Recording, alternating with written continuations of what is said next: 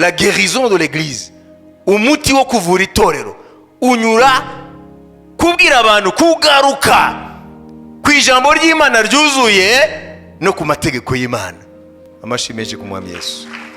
À la loi et au témoignage. Si on ne parle point ainsi, point de rôle pour ce peuple. Ngo niba tavuga ngo nimugaruke ku ijambo ry'Imana ryuzuye, mureke kujonjora ibyo mushaka mu ijambo ry'Imana ibyo mudashaka, nimuryakira uko ryakabaye, muryemere ko ari ijambo ryahumetswe n'Imana, nimugaruke ku mategeko yanjye. Nimutavuga gutyo ngo abantu bagaruke, nta museke uzabatambikira. Ijambo ry'Imana uyu munsi umutwe waryo uri mu gitabo ca Amos. Umuhanuzi Amos ibice 8 ku murongo wa 11 kugeza kuri 12. Dore iminsi izaza niko Uwiteka Imana ivuga, nzateza inzara mu gihugu, ntizaba ari inzara y'ibyo kurya cyangwa inyota yo gushaka amazi, ahubwo izaba ari yo kumva amagambo y'Uwiteka. Kandi bazajarajara bava ku nyanja imwe bajya ku yindi, bazava ikasikazi bajya iburasirazuba, bazakubita hirya no hino bashaka ijambo ry'Uwiteka be kuribona. Amen. None iki gihe ni iki cyarabaye cyangwa ni cyabaye? Ese ni ijambo rireba igihugu gusa cya Isirayeli? Kubera yuko Amose n'umuhanuzi yabayeho mu kinyejana 18 imbere ya Yesu Kristo. Aya magambo dusoma n'amagambo Imana yavuze mu myaka ya za 750 mbere yuko Yesu aza. Imyaka 750 mbere yuko Yesu avukira muri isi yacu, niho aya magambo yavugiwe.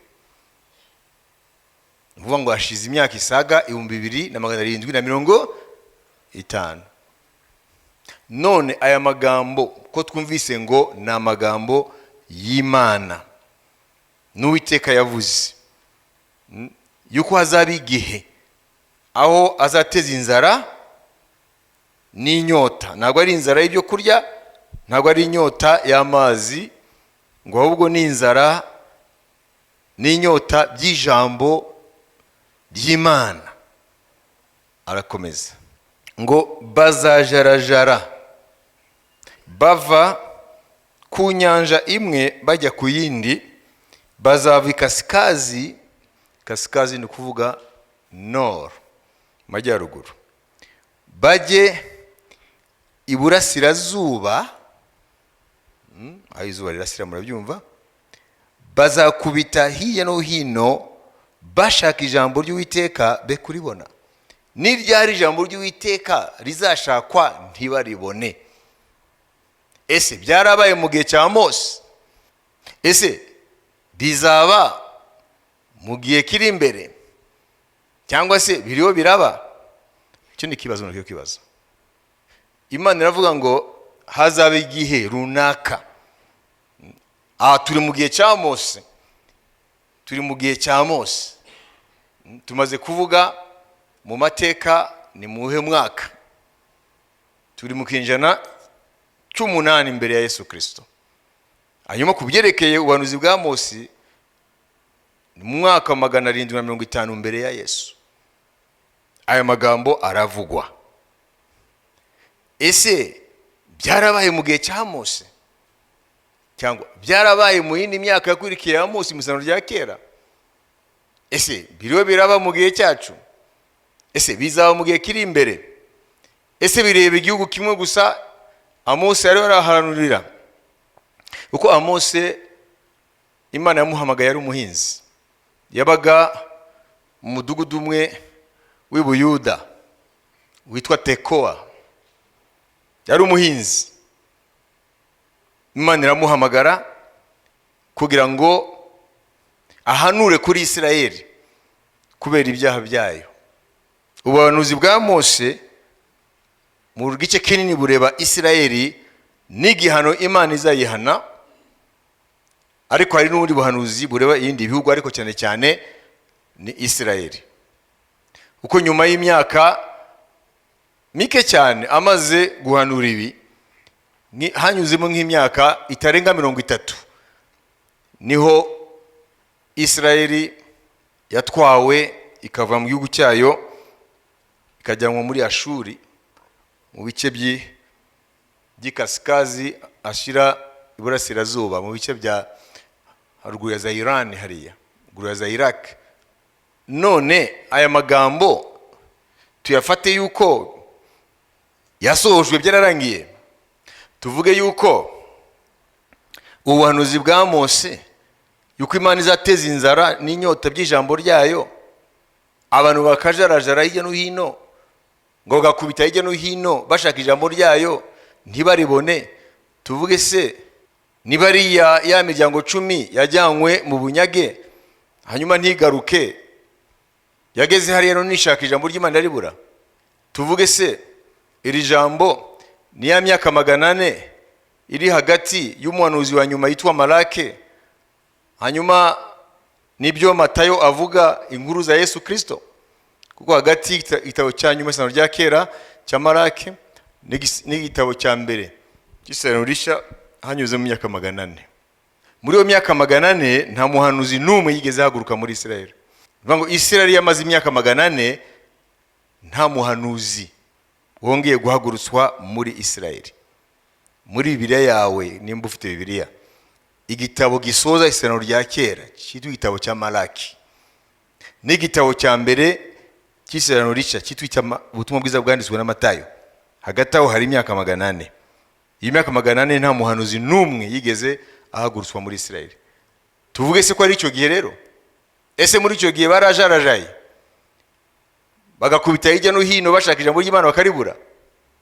Murumva ko ari ibibazo. Amen. Haleluya. Turiho turabaza Bibiliya, sibyo? Ese iri jambo mu mateka turishirehe? Nicyo kibazo. Ariko ibyo Imana yavuze twabyumvise, nzateza inzara, amen, n'inyota mu gihugu. Kandi Imana irakomeza, bazagira inzara n'inyota atari ibyo kurya n'ibyo kunywa, ahubwo inzara y'ijambo ryanjye. Dore iminsi izaza ni ku Uwiteka Imana ivuga, ntituzi nimba yaraje, ntituzi nimba izaza, ndavuga kugeza kuri isaha ndiyo ndavuga. Nzateza inzara mu gihugu, ntizaba ari inzara y'ibyo kurya cyangwa inyota yo gushaka amazi, ahubwo izaba ari yo kumva amagambo y'Uwiteka. Ni muri ibi bihe se abantu rero barajarajara bashaka ijambo ry'Imana?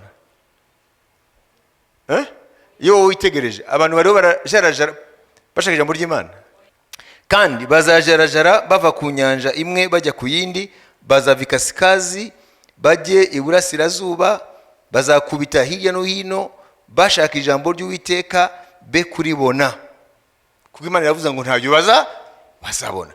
Ese uyu munsi umuntu nakubita hirya no hino ashaka ijambo ry'Imana yaribona? Nazano se ntiyaribona? Nuvuga ngo rero mwebwe nanjye tureberanya ko atari iki gihe turimo. None tugishakishe rero, tugishakishe mu mateka yashize, tugishakishe mu bihe bizaza, gaturaza kubibona, kuko nta muntu ahimba. Bibiliya iraguha igisubizo. Imana ishimwe. Haleluya. Tumaze kuvuga ko mu mateka ya Bibiliya, amen, hari imyaka 400 aho Imana itigeze ivuga. Mwabyumvise icyo gihe? Mwabyumvise? Kuva kuri Malaki kugeza kuri Matayo avuga inkuru za Yesu, cyangwa kugeza aho Yesu yaziye, imyaka 400 nta muhanuzi n'umwe. Rya jambo ritangira mu bahanuzi b'Imana muri Bibiliya ngo umva uko Uwiteka avuga, ainsi par l'Éternel, byamaze imyaka 400 ntaryo. Ariko se niyo myaka 400 niyo dushira ubuhanuzi bwa Mose? ese muri myaka 400 barakubise hirya no hino bashaka ijambo ry'Imana? Oya. Nose niba ari ya miryango 10 yagiye mu bunyage niyo yagiye kukubita hirya no hino bashaka ijambo ry'Imana? Oya, kuko kondisiyo bari bamudeja ntabwo ari yo kujya hirya no hino. Bari muri gereza, prison à ciel ouvert, apana gereza y'inkuta. Batwawe ari nyaga bagira gute? Iyo abantu banyazwe bagira gute? Bagira umudendezo. Batuzwa aho uwabanyaze ashaka, no kuvuga ngo nta mudendezo. None iri jambo warishira he? Kuko ari abantu benshi bavuga iri jambo bagacurika ibintu. Uzumva nimba utajya ubyumva cyangwa warabyumvise cyangwa uzabyumva mu byumba by'amasengesho ni muri urujyayo, uzumva ngo waravuze Mana ngo uzabateze inzara n'inyota y'ijambo ryawe, bateze inzara n'inyota y'ijambo ryawe. Hanyuma rero nkarindira ko bamanuka kuri 12 ntabyo bazabona nkabibura. Ntabwo ushobora gufata ubuhanuzi bw'Imana ngo ubucemo ibice. Ijambo ry'Imana riruzuye. Haleluya, haleluya, amen, haleluya. Kuvaho umwami yaziye ubutumwa bwiza bugatangira kuvugwa, umuntu anyoteye ijambo ry'Imana araribona. Niyo mpamvu twese twakijijwe abakijijwe, kuko ijambo ry'Imana umwuka wera araritanga kufite inzara n'inyota. Uko Yesu yaravuze ngo nimuze kuri ye abafite inzara n'inyota. Yesaya yaravuze ngo nimuze mugure ibyo kurya n'ibyo kunywa mudatanga ikiguzi, ifeza. Yesu nawe imwe mu minsi mikuru y'Abayuda Yerusalemu ngo arangurura n'ijwi aravuga ngo ufite inyota naze muha amazi y'ubugingo kubuntu. Murumva rero ko muri iki gihe cy'ubuntu ijambo riraboneka. Kufite inyota y'ijambo ry'Imana cyangwa afite inzara y'ijambo ry'Imana. Muribuka mu byo bita les béatitudes y'amahirwe 8 Matayo 5. Hahirwa aranavuga ngo hahirwa afite inzara yiki yeguki kiranuka. Ariya Matayo 5. Hahirwa bafite heureux ceux qui ont soif et faim de la justice, car ils seront rassasiés. Matayo 5 wayibonye murongo 6. Heureux ceux qui ont faim et soif de la justice, car ils seront rassasiés. Hahirwa bafite inzara n'inyota byo gukiranuka, kuko ari bo bazahazwa. Niumva se ni muri iki ni mu gihe cyaye n'igihe turimo igihe cy'ubuntu kuvaho Yesu yaziye. None se inzara n'inyota yo gukiranuka bivahe? Si ijambo ry'Imana se? Ijambo ry'Imana ni riha umuntu inzira yo gukiranuka. Haleluya, amen. Dore rero Bibiliya ikivuga, dore icyo Bibiliya ivuga. Dusomye mu Batesalonike ba kabiri, urwandiko rwa kabiri Paulo yandikiye itorero ry'Abatesalonike kubyerekeye wa mwana wo kurimbuka ariwe Antikristo uzaza nyuma, azayishurwa nyuma y'izamuka ry'itorero. Iyo usomye guhera ku murongo wa 5 kugeza kuri 12 uraza kumva aho ijambo ry'Imana rituganisha. Ntimwibuka yuko nababwiye ibyo nkiri kumwe namwe, kandi none muzi yuko ikimubuza uwo Antikristo ari ukugira ngo azahishurwe mu gihe cye, kuko amayoberane y'ubugome n'ubu atangiye gukora, ariko ntazahishurwa keretse uyabuza ubu akuweho. Nibwo wa mugome azahishurwa, uwo mwami Yesu azicisha umwuka uva mu kanwa ke, akamutsembesha kuboneka kuza kwe. Amen. Kuza kuri 12. Kuza k'uwo mugome kuri mu buryo bwo gukora kwa Satani gufite imbaraga zose n'ibimenyetso n'ibitangaza by'ibinyoma n'ubuhenzi bwose bwo gukiranirwa kubarimbuka kuko batemeye gukunda ukuri ngo bakizwe. hanyuma 11 Imana igakiri kuko batakunze ukuri ngo bakizwe. Nicyo mumbe cy'Imana ikuvuga nicyo gituma Imana izaboherereza ubushukanyi bukomeye cyane ngo bizere ibinyoma. 12 kugira ngo abatizeye iby'ukuri bose bakishimira gukiranirwa bacirwe witeka. Amen. Amen. Amen. Amen. Hano kandi turabona ubundi buhanuzi. None ubwo mu Isezerano Rishya Paulo aravuga mu Mwuka Wera ngo abo bose mu gihe cy'ubuntu bw'Imana, aho ijambo ry'Imana riri disponible, rihari ku muntu wese afite inzara n'inyota yo gukiranukira Imana, ijambo ry'Imana rirahari. Ariko ngo nyuma hazaba ikindi gihe, umviriza, aho noneho abantu, amen, haleluya, hazaba habaye ikintu gituma abantu bazarishaka noneho, hanyuma mu mwanya wo kurihabwa ryo bagahabwa ibinyoma. Wabyumvise? Ni bande bakunda kwiga Bibiliya? Genda umwigisha Bibiliya. Nta kumenya Bibiliya umuntu yita umukiranutsi kandi atari byo, kuko ntushobora gusenga utazi ijambo ry'Imana, kuzasenga ibihwanye n'ubwenge bwawe. Twarize ko umuntu ashobora kwiremera Imana mu bwenge bwe. Turaza kubibona Satani afite uburyo aha abantu kwizera ibyo bibwira ku Mana kandi atari byo. Twavuze iki hano? Twavuze ngo hari Imana umubare wazo mu mitwe y'abantu uhanye n'umubare w'iyo mitwe. Wowe ufite Imana yawe mu mutwe wawe, nawe ufite Imana yawe mu mutwe wawe, nawe ufite Imana yawe mu mutwe wawe. Igihe cyose twiyekarese n'iri jambo ry'Imana tukarivamo, umwese afite Imana ye. Mwabyumvise? Isoko gusa yo kugira Imana imwe rukumbi ni ijambo ryayo. Amashimeje ku Mwami Yesu.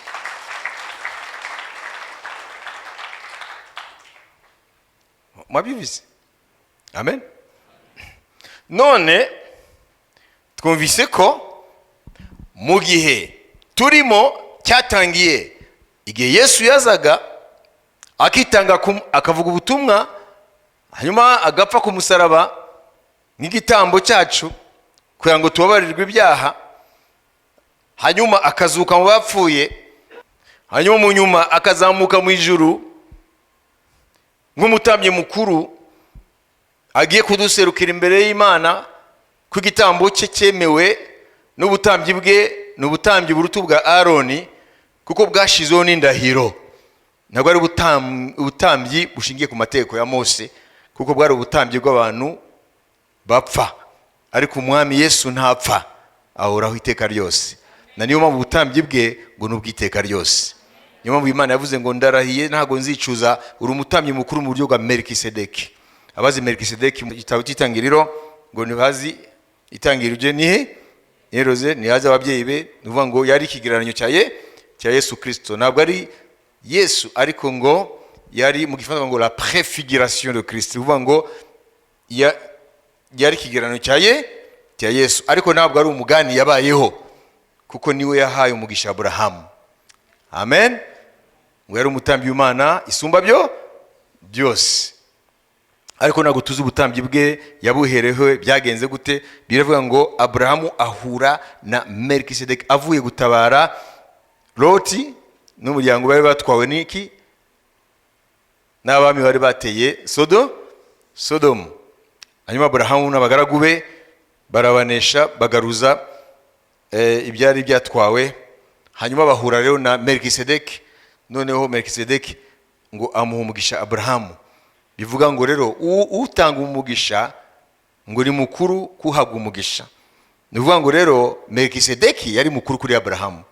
Bivuga ngo rero yari mu cyimbo cya Kristo. Haleluya. Haleluya. Ko Kristo yaravuze ngo Abrahamu atarabaho ye ndiho. Imana ihabwe icyubahiro. Haleluya. None iyi myaka yose ibihumbi bibiri kuva ibihumbi bibiri ishize kuva Yesu aje, turi mu gihe cy'ubuntu, kandi ubwo buntu buhishurwa n'ijambo ry'Imana. Ijambo ry'Imana riduhishurira umugambi w'Imana muri Kristo, hanyuma rikatwereka Yesu tukamwizera, none ubuntu bwe tukabwakira, none bukadukiza. Ngo amategeko yazanywe na Mose, ariko ubu n'ukuri byazanywe na Yesu Kristo umwami wacu. None muri iyi myaka yose kuva Yesu yaziye, ijambo riraboneka. Ntago turi mu buhanuzi bwa Mose gufite inzara n'inyota byo gukiranukira Imana, ijambo riraboneka. Ariko batubwiye ubundi buhanuzi rero mu rwandiko rwa kabiri Paulo yandikiye Abatesalonike ibice 2. Amen. Yuko hari igihe abantu batashatse kumenya ukuri mu gihe cy'ukuri, abantu banze kwakira ukuri kandi kuvugwa, ngo icyo gihe bazifuza kumenya ukuri, ariko ngo Imana izabohereza umwuka w'ubushukanyi ngo bizere ibinyoma bakirweho iteka. Nimumva ko hari igihe abantu nuko bazifuza kumenya ukuri kuzaba kudahari. Yabandi babyumva. Icyo gihe cyo turakizi, ni igihe cy'inyuma y'izamuka ry'itorero. Ngo itorero nirizamuka, ubuntu buzaba burangiye, ubuntu bwa Kristo buzaba burangiye. Bivuga ngo umwuka wera yitwa umwuka w'ubuntu. Namara kuzamura itorero, ubuntu buzaba burangiye. Twumvise ko wa mugome azahita yishurwa, ari wa Antikristo. Kandi mu gihe cya Antikristo hazaba ibinyoma, kandi Imana yabivuze ngo ntibashatse kumenya ukuri mu gihe cy'ubuntu, none ngo Imana izohereza umwuka w'ubushukanyi. Nuvuga ngo hazaba abavuga butumwa babashukanyi. Abantu bazavuga ko aribo batanga ijambo ry'Imana icyo gihe bazaba bakoreshwa n'imyuka y'ubushukanyi, kandi bazaha abantu ibinyoma kandi babyemere. Amen. None iki gihe cyacu Imana nacyo yaragihanuye.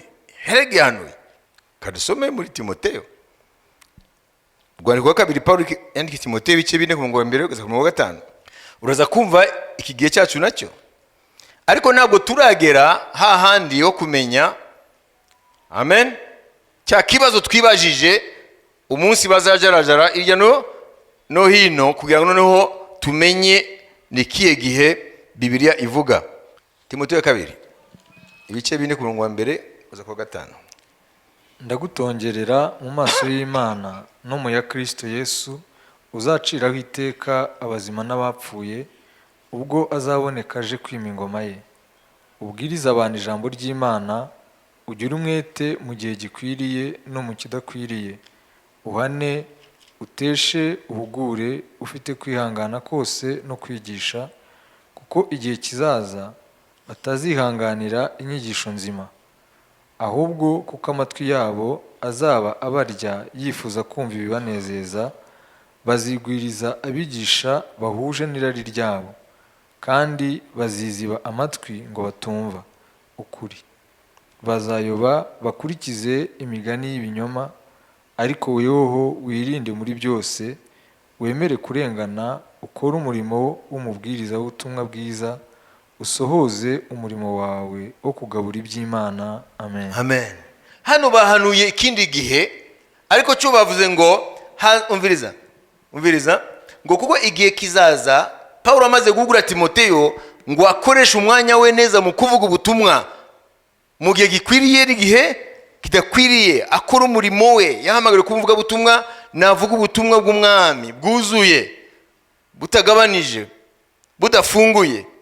Hanyuma Paulo avuga ngo kuko igihe kizaza batazihanganira inyigisho nzima, ahubwo kuko amatwi yabo azaba barya yifuza kumva ibanezeza, bazigwiriza abigisha bahuje n'irari ryabo, kandi baziziba amatwi ngo batumve ukuri.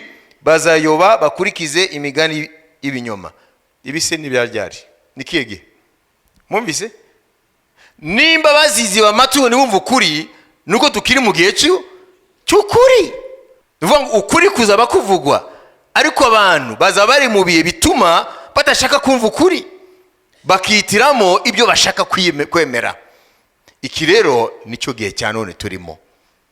Turi mu gihe aho abantu, uretse abantu bataramenya ibya Yesu, tuvuge kubimenya neza, kuko Yesu yaravuze ku isi yose, umuntu ashobora kuba atamuzi ko Bibiliya ivuga, ariko iryo zina Yesu rirazwi ku isi yose.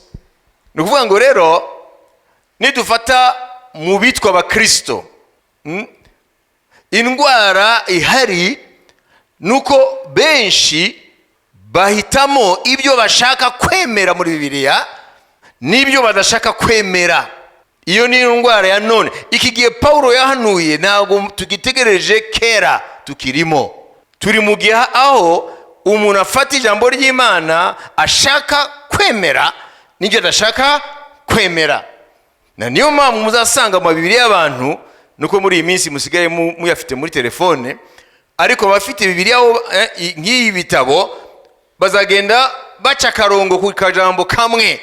Ahantu bavuga ngo uzaba umutwe n'uzaba umurizo bagaca akarongo. Ahantu bavuga ngo baza kurwanya baturuka mu nzira imwe bashwiragire inzira zingahe? 7 bagaca akarongo.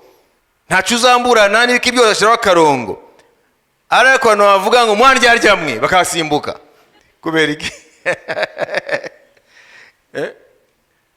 Kubera iki? Ahantu bavuga ngo wihane, ahantu bavuga ibyaha nawe uyiziho, ntabwo wasurinya.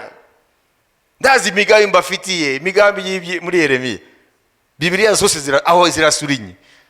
Bivuga ngo tufite indwara muri iki gihe yo kudashaka kwakira Bibiliya yose uko yakabaye nk'ijambo ryahumetswe n'Imana. Amen. Ahubwo turihitiramo ibyo dushaka kumva. Nibyo bivuga ngo baziziba amatwi ntibumve ukuri kuzima, bazishakira abigisha bahwanye n'irari ryabo, kubera ko amatwi yabo barya bashaka kumeza kumva amagambo y'Imana. Ntago bayanga burundu abo, bashaka kuyumva, ariko nibashaka kuyumva yose uko yakabaye. Niyo mpamvu bazajya bihitiramo abavuga butumwa bagusha kuri za ntege nke zabo, bagusha ku byo bashaka. Aho niho havutse rero muri za Amerika ibyo bita l'évangile de prospérité, ubutumwa bubwira abantu gusa ko Imana baragubwa neza, Imana iza kuzamura, Imana iza kwagura, Imana iza yaguhe. Nibyo nta nari muzumva bahamagara abantu kwihana, nta muzumva bahamagara abantu gutunganya inzira zabo imbere y'Imana. Ubwo nubwo butumwa rero buhari. Ibi nibyo byahanuwe n'Imana binyuze mu kanwa ka Paulo yandikiye Timoteyo. Mubwe muti amen. Mubwe muti amen. None cyagiye se cya Mose kirihe? Twe turagishakisha, sibyo?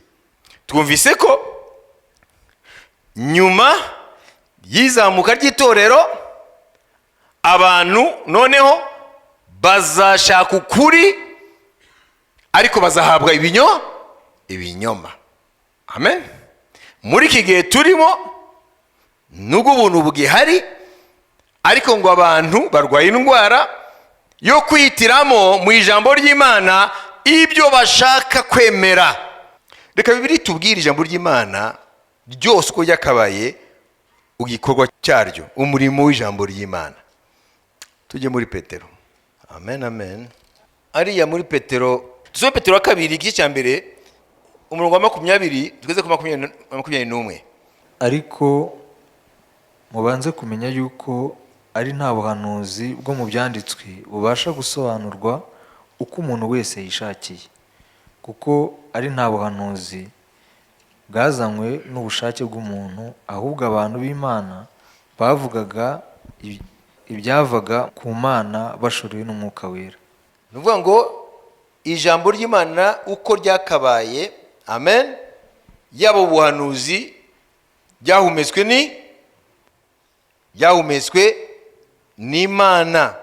Nuvuga ngo nta muntu ashobora kuvuga ngo iri ryahumetswe n'Imana, ririya ntabwo ryahumetswe n'Imana. Bibiliya babyita le canon des écritures. Canon ni kuvuga igipimo, bivuga ngo aho upimira ijambo ry'Imana ko ryahumetswe n'Imana. Haleluya. Ni ibitabo 66 muri Bibiliya byarapimwe birahamwa ko ari ijambo ryahumetswe n'Imana. Amen. Byarapimwe. Ushobora kuryizera ko atari umuntu warizanye, ko ari Imana yarihumetse. Amen. Ikimenywe ni cyabyo niki? Turizera ko ibyanditswe bivuga ngo dore ibitangaza n'ibimenyetso bizakurikirana bizera. Mu izina rye bazirukana abadayimoni. Ntago tubirukana. Bazirukana abadayimoni mu izina ryanjye. Haleluya. Nimba utarabibona ariko warabyumvise. Abadayimoni turabirukana mu izina rya Yesu. Bakagenda barira bataka. Haleluya. Haleluya. Izina rya Yesu ntago ryukana abadayimoni gusa. Izina rya Yesu rirakora buri kintu cyose gihesha Imana icyubahiro. Haleluya. Izina rya Yesu riraca imigozi y'umunyabyaha akabohoka. Izina rya Yesu rirakiza indwara. Izina rya Yesu riratatanya imbaraga z'umwijima iyo zaguteye. Haleluya. Izina rya Yesu rigaburira ushonje, apana mu mwuka gusa no mu buryo bw'umubiri.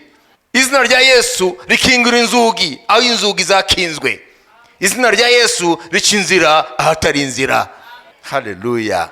Izina rya Yesu rirukana agahinda mu mutima w'umuntu rikazana uruzi rw'ibishimo.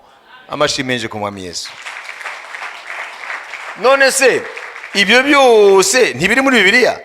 Aha. Nuvuga ngo Bibiliya yose uko yakabaye kuva ku ijambo rya mbere itangirwa cya mbere ku murongo wa mbere na mbere Imana yari mu ijuru n'isi, ugageza ku ijambo rya nyuma ry'Yohana, ngwino Mwami Yesu. Haleluya. Umwuka n'umugeni bavuge ngo ngwino Mwami Yesu. Ayo magambo yose uhereye kuri verse ya mbere Bibiliya itaho cyangiro icyambere mu wa mbere kagera mu Yohana 22. Haleluya. Ku murongo wa nyuma ni ijambo ryo kwizerwa. Wabyubise?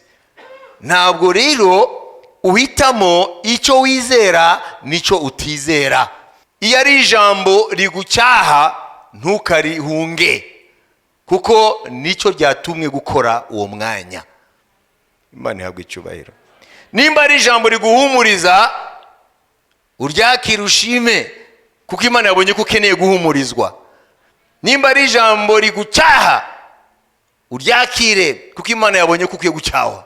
Naguhitamo mu ijambo ry'Imana ibyo ushaka, kuko ntabwo ari Imana 10-20 zahumetse Bibiliya, ni Imana imwe rukumbi. Amashimenje ku Mwami Yesu. Reka rero mu gusatira umusozo twongere twumve Bibiliya icyo tubwira kuri yo ubwayo. Timoteyo 2:3 ku murongo wa 16 17. Turacyakomeza kumaze kumva muri Petero ko amagambo y'Imana ari muri Bibiliya, amen, yahumetswe n'Imana. Hariya yavuze ngo ubuhanuzi bwo muri Bibiliya, ariko ni ibyanditswe byera byose. Reka dusomere. Ibyanditswe byera byose. Twese ngo ibyanditswe byera byose byahumetswe n'Imana. Byahumetswe n'Imana. Kandi bigira umumaro wo kwigisha umuntu. Kandi bigira umumaro wo kwigisha umuntu no kumwemeza ibyaha bye. Aha rero babandi biziba amatwi ngo nibumva ukuri iri jambo ni icumu, batanga ngo rikora kazi hano, ngo rikora kazi kwemeza umuntu.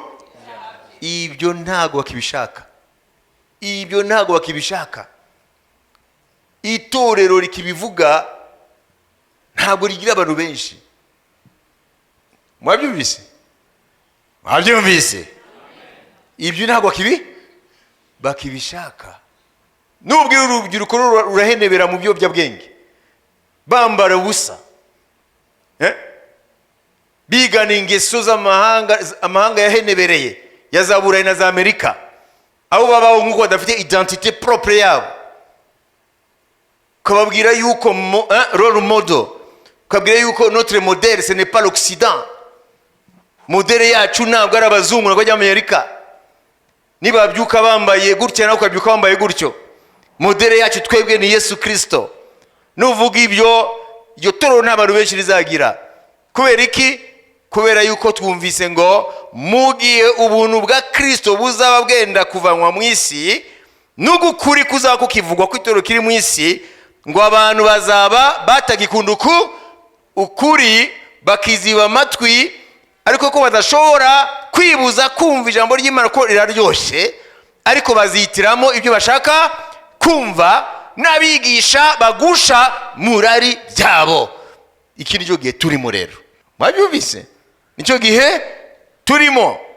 Mwumvise ijambo ry'Imana ngo byose byanditswe byera byahumetswe n'Imana, bifitiwe murimo babitubwiye. Kwigisha no kwemeza icyaha, komeza, no kumutunganya, muri kifaza ngo pour corriger, kumukosora. Ukosora nde? Wakosheje. Uyu munsi abantu ntabwo bashaka gukosorwa. No. Bakunda abantu babasiga amavuta. Wabibise? Wabibise? Hallelujah. Abantu Satani yarabangije. Kandi ijambo ry'Imana icyo rivuga hano mumenye ko ari ukuri. No kumuhanira gukiranuka, kugira ngo umuntu w'Imana abashyitse afite ibimukwiriye byose, ngo akore imirimo myiza yose. Amen. Amen. Toute écriture est inspirée de Dieu.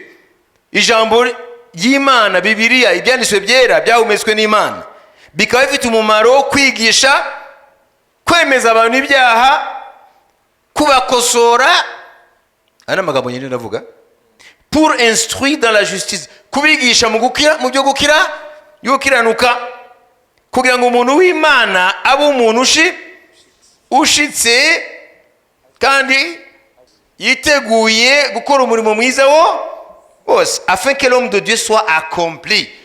Umuntu w'Imana abe umuntu ushitse. Uwo niwo murimo ijambo ry'Imana ryuzuye rikora, kandi ngo akaba ateguye gukora umurimo mwiza wose uhesha Imana icyubahiro. None niba ibyanditswe byera ari uwo murimo wabyo, twe tukajonjoramo ibyo dushaka kwemera, uyu murimo ntabwo uzakorwa. Mwabyumvise? Ni nk'uko bakwandikira umuti bakakubwira posology uko ukoreshwa, cure ukwiye gufata, ngo ikinini kimwe mu gitondo, ikindi saa sita, ikindi mugoroba, kuko wowe uri najua, ukavuga uti ibyo ni ibyabo, genda jya fata akamanyu, agace kanini mu gitondo, akandi gace ni mugoroba, ubwo ni ikinini kimwe ku munsi. Iyo ndwara yawe ntizakira, ahubwo uzayubakamo resistance. Ko niko bimeze. Amen. Kuko ababizi, ababyigiye, babikubwiye, bakwandikiye umuti, ariko ntabwo babyemeye. Ijambo ry'Imana rero, nimba tutaryemeye uko ryakabaye, iyi mirimo hano rikora ntabwo izakorwa. Na niyo mpamvu uyu munsi mu matorero ntabwo abantu benshi bakiranuka, kuko abantu baritiramo icyo bashaka kwemera. Niyo mpamvu nta gukiranuka kwinshi kuhari mu bantu. Iri jambo ndaryemera, ariko iri ntabwo ryemera. Niko bimeze. Iyo rero ijambo ry'Imana tujonjoramo ibyo dushaka kwemera, bibyara amatorero ajega, adashobora kuresista ku mbaraga z'umwanzi, bihinduka ibigare, ahubwo ngo itorero rifite imbaraga zo gusunika ubwami bw'umwijima. Ni itorero gusa rihinduka club y'abantu, aho abantu baza kwishongora no kwerekana ibyo bambaye, no gusurana n'ibyo. Itorero ritakaza intego yaryo, parce que l'église est une armée du Seigneur. Itorero ni ingabo z'umwami, n'iz'umwami akoresha muri iyi si mu kunesha no gusenya no gutsema imirimo y'abamubi. Ariko se armée iri hese? Reka ndangize mbabwire ikintu kimwe. Ubuhanuzi bwa Amose, mberiza igisubizo kiraje rero. Nubwo Isirayeli imiryango 10 yatwawe mu bunyage, amen, haleluya, mu mwaka wa 727 mbere ya Kristo bagatwagwa mu bunyage. Urumva ko ubuhanuzi bwa Mose yuko abantu bazajarajara bashaka ijambo ry'Imana ntibaribone, nababwiye ko ryari rihari kuva mu mwaka wa 750 mbere ya Yesu. Nubwo batwawe mu bunyage, ntabwo ubuhanuzi bwa Mose bwasoreye kuri bo. Nubwo Malaki ari umuhanuzi wa nyuma w'isezerano rya kera, hakanyuramo imyaka 400 kugira ngo umwami Yesu avuke, ubutumwa bwa Matayo n'abandi bagenzi be bwandikwe. Haleluya! Abandi banditse ubutumwa bwiza, Matayo, Mariko, Luka na Yohana. Ntabwo ari icyo gihe, ahubwo mu buryo bw'ubuhanuzi ririya jambo rizaba, fungura amatwi yawe, rizaba izamuka ry'itorero ribaye. Izamuka ry'itorero ribaye muri iri joro ry'iwacu hano, ko arahandi ndi kumanywa. Mwanyumvise? Mu mwanya ukurikira amakuru arakwira ku isi yose y'ibyabaye. Mwanyumvise? Abantu bagwa igihumura, abantu batumutwe, bacanganyikirwe. Noneho muri ico gihe bazahinduka ibiryo biryoshe by'ibinyoma bya Satani, kuko abantu baziruka. Biriya bintu yabaye n'ibiki? Mwanyumvise? Muri Afrika hose abantu biriya n'ibiki? Ngo babuze ngo bande mu Burayi nuko, muri Amerika nuko, muri Aziya nuko, no mu bihugu byuzuyemo ababudiste hamwe n'abantu bari muri Hinduisme. Isi yose izaba ijarajara. Umuntu ashaka guhumurizwa n'icyo kintu cyabaye kuri planete yose. Ubuhanuzi bwa Amosi rero busore. Noneho barishake baribure, ahubwo batamikwe ibinyoma bya Antikristo. Yonda byumvise? Amashimeje ku mwami. Ariko se nuvuga ngo Mose hariya yavuze igihugu, yarafashe igihugu muri rusangi, aho abantu ahatuweho hose. Mwanyumvise? Ntabwo ari ubuhanuzi buri centre ku gihugu cya Israel gusa. N'ubuhanuzi buzagira icyo cyitwa plein accomplissement, kuzuzwa k'ubwo buhanuzi ni nyuma y'izamuka ry'itorero. Niho iyo phenomene yo gushaka icyaguye igisubizo cy'ibyabaye. Umva, kuko isi izagira ikibazo kimwe. Corona yaje nk'ikibazo rusangi cy'isi yose. Izamuka ry'itorero naryo rizaba ari ikibazo rusangi ku isi yose. Na niyo mpamvu kujarajara bizafata isi yose, kuko umuntu azashaka kumenya igisubizo nyacyo cy'ibyabaye. Mashimeje ku mwami. None ndashaka Imana itubwire twebwe igihe nk'iki no gukora iki. Ko twumvise ko nubwo tutaragera muri cyo gihe cyo kujarajara, kuko ukuri kuracyavugwa, ariko tumvise ko abantu baziziba amatwi. Amen.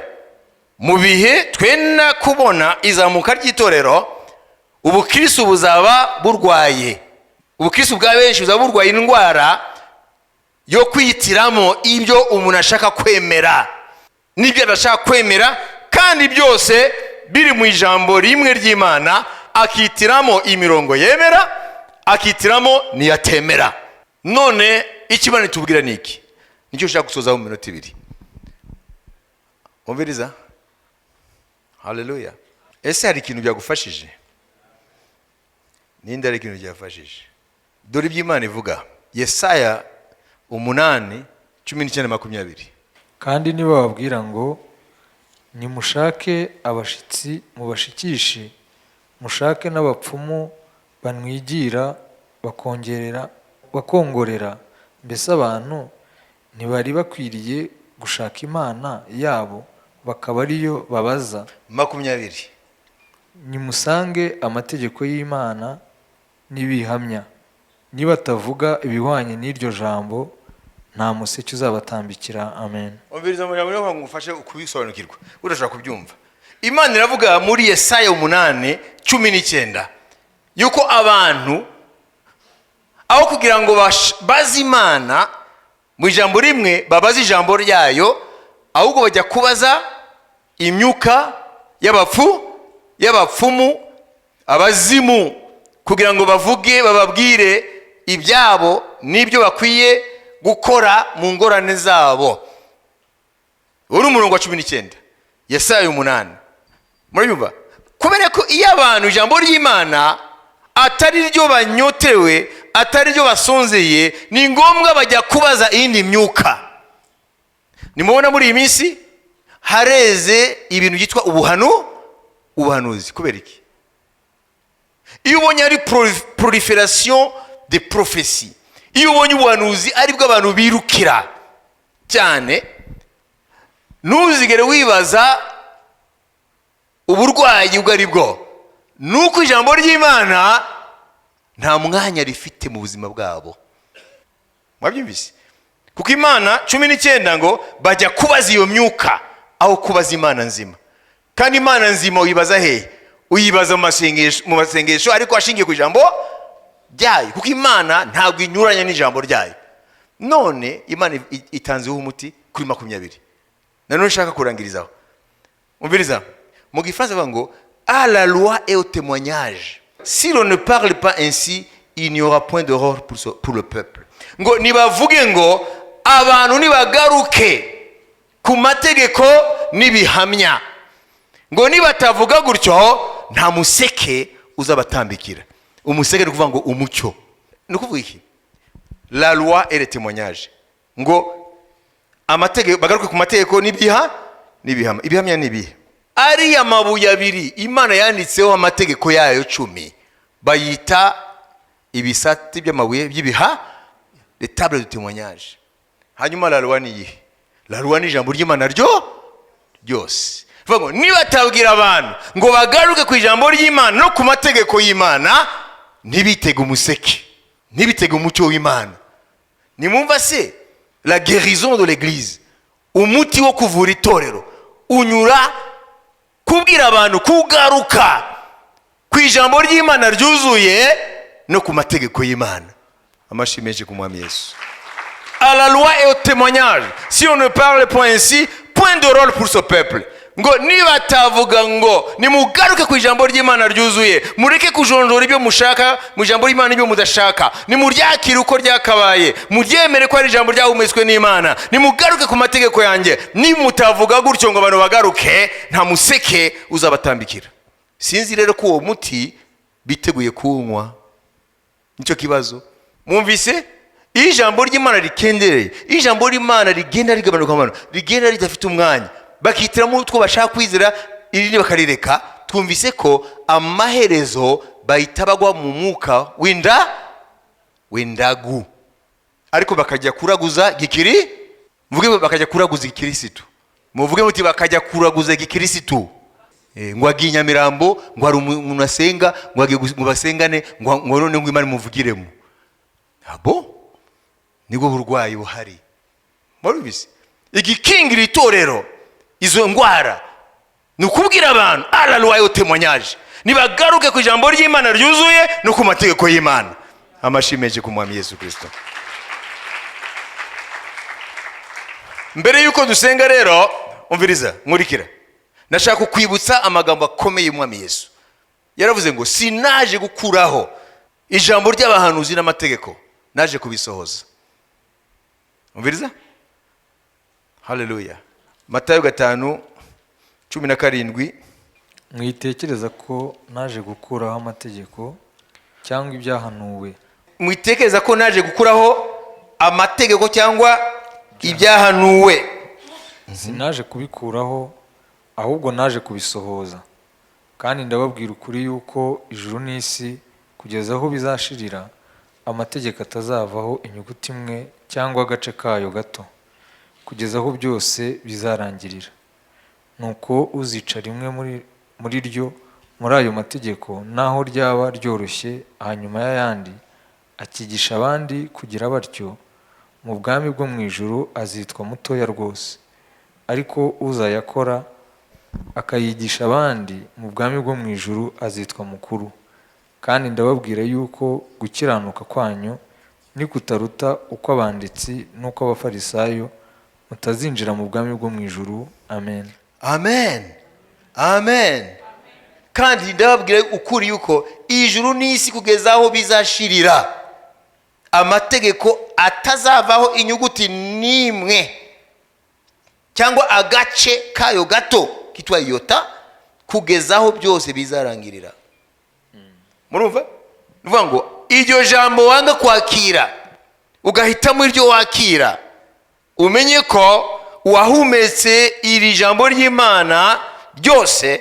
Aravuga ngo kugeza aho ijuru n'isi bizashirira, mu gihe bikihari ngo ijambo ryayo ntirizavaho n'akanyuguti na gato ndetse n'agace k'iyo nyuguti kitwa iota.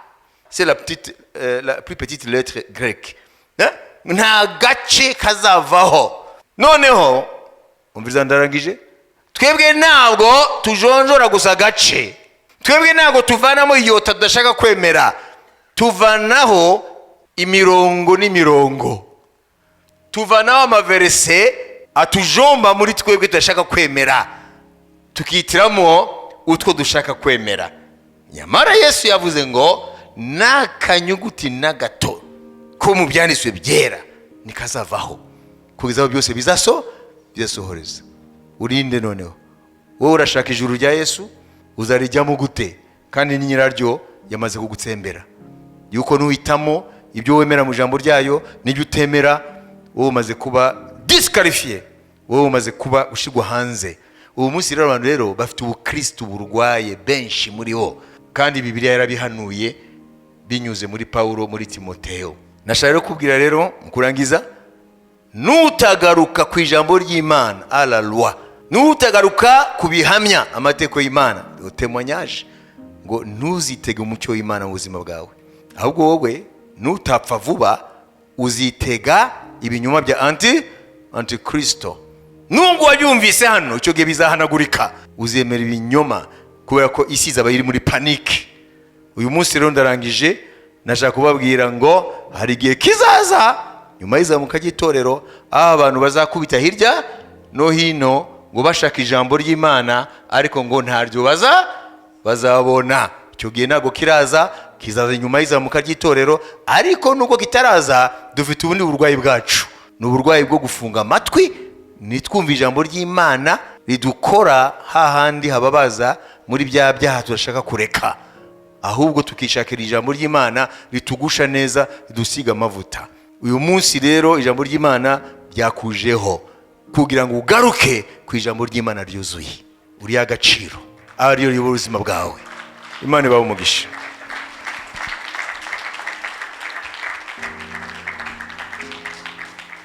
Kandi ubukristo bwacu ntabwo tuburebera mu Banyamerika ngo abakristo cyangwa abandi bose. Ubukristo bwacu tuburebera muri Bibiliya. Ntabwo tureba Abanyamerika bakizwa ngo biriya nibyo gukizwa. Twebwe twarakabyaga dore uko bo bameze. Dore no ku ngoma bafite amatatu bajyayo. Twebwe nibona se nabo homosexuel nabo barabwiriza. Twebwe rero twafashe ubukristo ko butari. Abo ni abantu Paulo yavuze muri Timoteyo. Ntabwo Umunyamerika, Umushinwa, uwo ari wese, Umunyafurika, ntabwo ari we cyitegerezo cyacu.